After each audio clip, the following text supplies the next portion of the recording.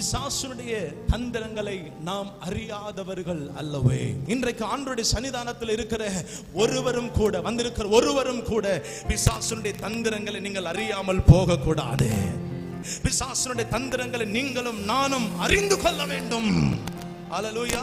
அவனுடைய தந்திரங்களை அறிந்து கொண்டு பிசாசுடைய வல்லமைகளை மேற்கொள்ளணும். அவனை எதிர்த்து நிற்கணும், அவனை துரத்தணும். அவனுடைய பிடியில இருந்து நம்ம விடுவிக்கப்பட வேண்டும். பிசாசுக்கு அநேக பேரை மயக்கி வைத்திருக்கிறான். லௌகிக இச்சைகளினால, தேவ பிள்ளையே, அநேக விதமான காரியங்களினால பிசாசுக்கு அநேக ஜனங்களை மயக்கி வைத்திருக்கிறான், சிறைபிடித்து வைத்திருக்கிறான், கட்டி வைத்திருக்கிறான். உங்களுக்கு சொல்லட்டுமா, பிசாசு யாரு தெரியுமா? உங்களை வஞ்சிக்கிறவன், உங்களை ஏமாற்றுகிறவன், உங்களை மோசம் போக்குகிறவன். அல்லேலூயா.